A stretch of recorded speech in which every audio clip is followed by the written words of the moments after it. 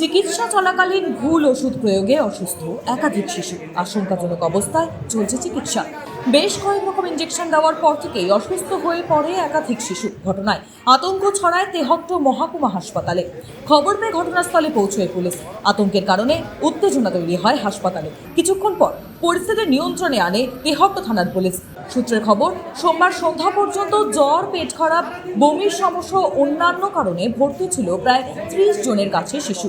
ভর্তি শিশুদের অধিকাংশকে হাসপাতাল থেকে ইঞ্জেকশন দেওয়া হয়েছে। পরবর্তীতে 9 জনকে শক্তিনগর হাসপাতালে স্থানান্তরিত করা হলেও 2 জন স্থানান্তরিত হয়। বাকিরা সংশ্লিষ্ট হাসপাতালেই চিকিৎসাধীন, এমনটাই অভিযোগ অভিভাবকদের।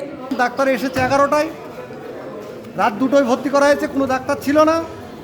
11টার সময় ডাক্তার এসেছে, দেখেছে, সিস্টারদের লিখে দিয়ে গেছে। সেই ইঞ্জেকশন বাজার বাইরে থেকে কিনে নিয়ে এসে দেওয়ার পর বাচ্চারা মরে যায় আর কি।